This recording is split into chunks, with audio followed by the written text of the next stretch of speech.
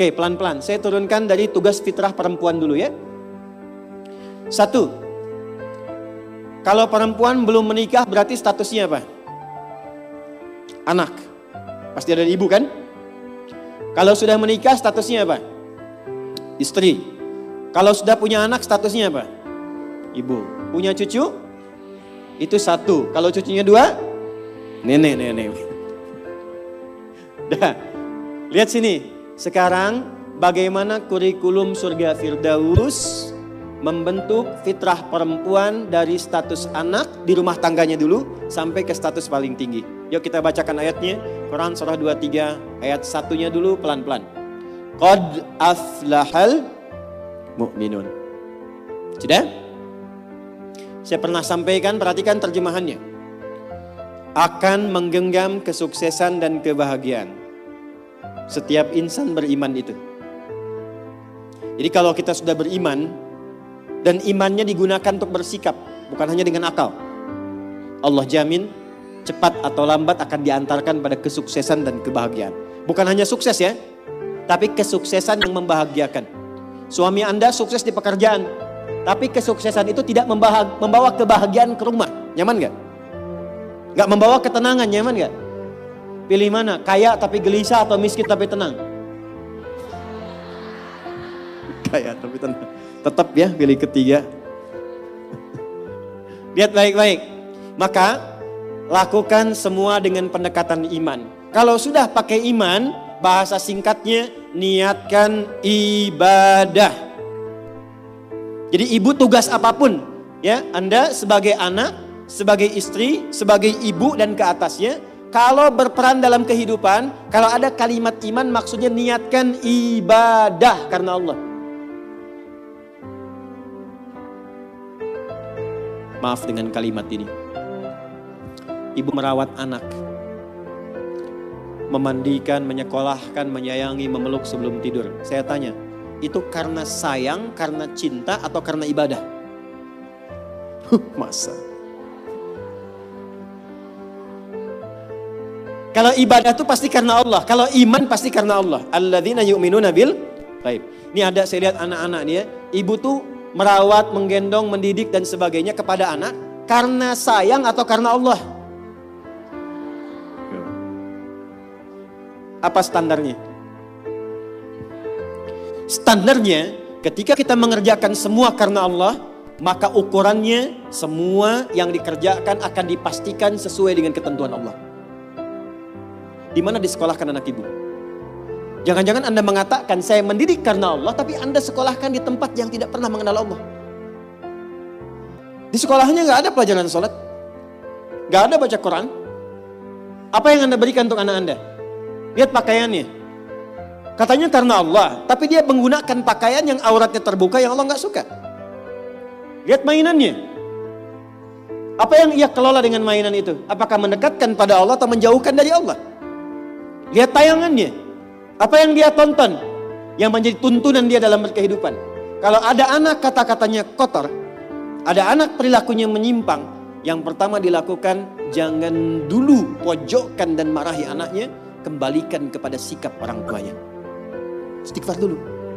Maka mulai hari ini, kalau Anda ingin mengikuti jejak Sayyidah Khadijah, mulai sekarang gerbangnya dibuka. Niatkan semua kegiatan karena Allah. Nah, apa yang harus dilakukan pertama kali untuk itu? Lanjut ayat keduanya. Alladzina hum fi salatihim khashi'un. Pelan-pelan. Kurikulum yang pertama dimulai dari salat. Saya ulangi. Dimulai dari apa? Kata Allah, penghuni surga Firdaus itu terlihat yang pertama dari ciri salatnya, bukan sekedar menunaikan salat. Tapi dia mencoba untuk mendapatkan kekhusyuan dalam sholatnya. Pelan-pelan. Ini saya belum bicara dengan suami ya. Bicara status ibu dulu. Sebagai istri, sebagai ibu, sebagai anak. Maka kalau ingin levelnya naik, mengikuti jejak Sayyidah Khadijah, maka yang pertama dibangun hubungan dengan Allah dulu. Dalam bahasa Arab, hubungan kuat itu yang sulit dipisahkan disebut dengan silah. Ibu pernah dengar silaturahmi? Silaturahim. Kenapa disebut silaturahim? Maksudnya hubungan perhatian yang kuat, yang saat berpisah pun masih ingat, masih mendoakan, masih mengenal. Di silaturahim yang sukses itu bukan Anda ketemu, Anda nyapa, bukan. Kalau Anda nyapa orangnya ada, wajar. Tapi kalau Anda berpisah masih ingat teman, masih didoakan, masih disupport, itulah silaturahim. Nah, ibadah yang melatih kita terhubung kuat dengan Allah, sehingga dimanapun tersambung dan dijaga oleh Allah, itu disebut dengan sholat namanya. Maka ketika diminta untuk sholat, sebetulnya itu ibadah personal yang Allah inginkan untuk merubah perilaku kita dan pribadi kita supaya lebih dekat dengan Allah. Makanya panggilannya itu bukan panggilan beban, Bu. Bukan panggilan ruku, bukan panggilan sujud. Coba dengarkan kalau orang yang sedang azan, muadzin itu sholat. Ya, azan, maaf, saat sedang mengumandangkan azan. Hayya 'alas shalah. Ayo sholat. Setelah itu apa? Hayya 'alal falah. Ayo sukses, ayo bahagia. Falah itu kalau sudah digenggam jadi aflah. Orang yang menggenggam kesuksesan, kebahagiaan. Qad aflahal mu'minun. Orang beriman pasti menggenggam kesuksesan, kebahagiaan karena dia dekat dengan Allah. Maka saya kembalikan, kenapa yang pertama yang dilatih adalah sholat, dan itu mutlak bagi seorang perempuan.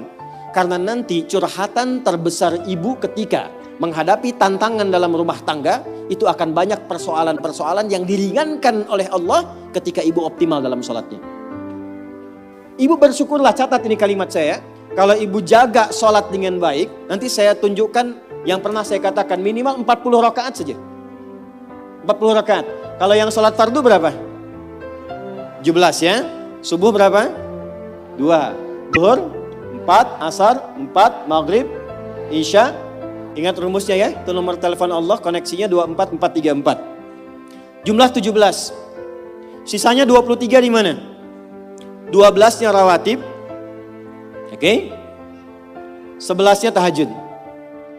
Ibu jaga aja dulu ini yang 40 dan lihat apa yang terjadi setelah konsisten menunaikan itu. Sebulan aja dulu. Sebulan dulu. Lihat apa yang terjadi setelah itu. Maka nanti kalau sudah terkoneksi ke dalam jiwa, sudah enak sholatnya, itu yang disebut dengan khusyuk. Suasananya beda, Bu. Bukan ngejar selesai sholat, tapi menikmati setiap bacaan dan gerakan dalam sholat. Pernah nggak ada masa-masa ketika sholat enak gitu rukunya? Pernah nggak? Sujudnya nikmat, pernah begitu?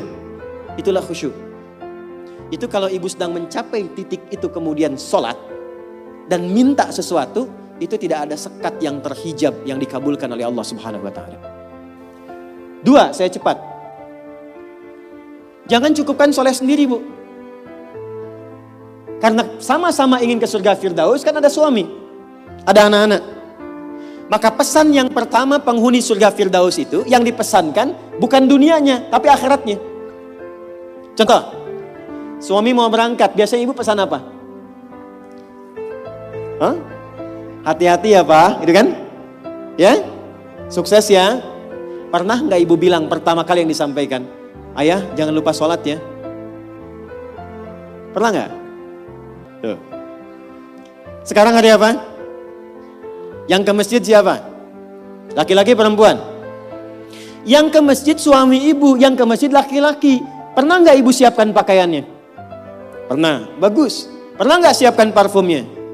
Bagus. Tapi pernah nggak ibu bisikkan di telinganya? Pak, nanti pas khatib duduk di antara dua khutbah, doakan rumah tangga kita samara sampai surga ya. Pernah nggak? Belum. Padahal di situ ada pesan kuatnya. Di situ ada hikmah indahnya. Jadi ternyata sholat itu ketika dimunculkan ciri pertama, kita kemudian tebarkan ke semua anggota keluarga.